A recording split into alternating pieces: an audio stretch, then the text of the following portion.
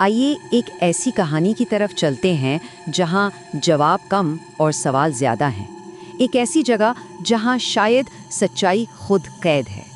ذرا تصور کیجئے ایک ایسی جگہ کا جہاں کسی کو مجرم تو نہیں ٹھہرایا جاتا، لیکن وہ آزاد بھی نہیں، جہاں انصاف کی لکیر دھندلی پڑ جاتی ہے اور وقت جیسے اپنی سانس روک لیتا ہے۔ اور یہ جگہ، اس کا نام ہے گوانتانامو بے۔ کیوبا کے ساحل پر نیلے پانیوں سے گھری ہوئی یہ ہے گوانتانامو بے۔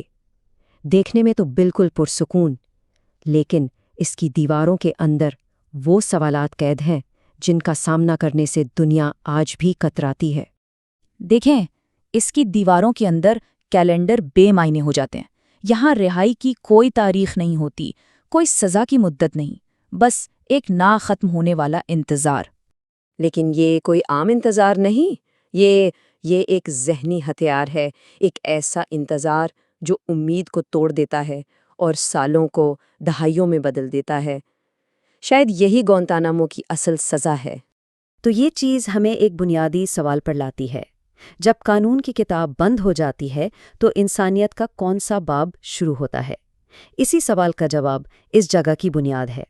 اس قید خانے کو سمجھنے کے لیے ہمیں اس خوف کو سمجھنا ہوگا جس نے اسے جنم دیا۔ سب کچھ بس ایک لمحے میں بدل گیا۔ 11 ستمبر کے بعد دنیا ویسی نہیں رہی۔ خوف کی اس فضا میں ایک فیصلہ کیا گیا کہ کچھ مشتبہ افراد کو عام قوانین کے دائرے سے باہر رکھا جائے گا۔ یہ ایک ایسا فیصلہ تھا جو تاریخ کا رخ بدلنے والا تھا۔ اس فیصلے کا مطلب تھا ایک قانونی خلا پیدا کرنا، مطلب ایک ایسی جگہ بنانا جہاں کوئی خاص قانون لاگو نہ ہو، جسے جان بوجھ کر قانون کی پہنچ سے دور رکھا گیا۔ اور اسی خاموشی میں، اسی خلا کے اندر گوانتانامو بے جنم لیا۔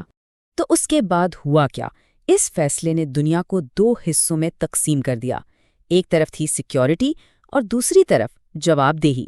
یہ ایک ایسی جنگ تھی جو میدان جنگ میں نہیں بلکہ اصولوں پر لڑی جا رہی تھی۔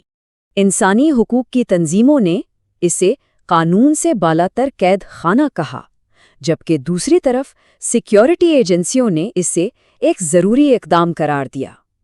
دنیا تو تقسیم ہو گئی، لیکن گوانتانامو بند ہی رہا۔ اور یہ تقسیم صرف حکومتوں تک نہیں تھی، پوری دنیا میں عام لوگوں کی رائے بھی بٹی ہوئی تھی۔ کچھ کہتے تھے کہ حفاظت کے لیے یہ ضروری قیمت تھی، دوسرے کہتے تھے کہ یہ انصاف کا ایک ناقابل قبول سودا تھا۔ اور یہ بحث آج بھی ہمارے معاشروں میں کہیں نہ کہیں جاری ہے۔ لیکن گوانتانامو صرف ایک جگہ کا نام نہیں ہے۔ وقت کے ساتھ ساتھ اس کی دیواروں سے پرے یہ ایک علامت بن چکا ہے، ایک آئینہ جو ہمیں کچھ دکھاتا ہے۔ گوانتانامو اصل میں ایک آئینہ ہے۔ یہ اس بات کی عکاسی کرتا ہے کہ خوف کیا کچھ تعمیر کر سکتا ہے۔ یہ ہمارے ان فیصلوں کا عکس ہے جو ہم گھبراہٹ کے عالم میں کرتے ہیں، جب حفاظت ہر دوسری چیز پر حاوی ہو جاتی ہے۔ دیکھیں، تاریخ ہم سے کسی کا ساتھ دینے کو نہیں کہتی، وہ ہم سے صرف باخبر رہنے کا تقاضا کرتی ہے، کیونکہ جس دن ہم سوال پوچھنا چھوڑ دیتے ہیں نا، اسی دن ہم اپنی انسانیت کا ایک حصہ کھو دیتے ہیں۔ تو یہ سب کچھ ہمیں آج کہاں لا کر کھڑا کرتا ہے؟ تاریخ کے اس باب کے بعد اب باقی کیا ہے؟ گوانتانامو بے آج بھی موجود ہے۔ اصل سوال اب یہ نہیں ہے کہ وہاں کیا ہوا، اصل سوال یہ ہے کہ اس کہانی کے بعد دنیا اپنا اگلا قدم کہاں رکھے گی؟ اور یہ ایک ایسا سوال ہے جس کا جواب ہم سب پر منحصر ہے۔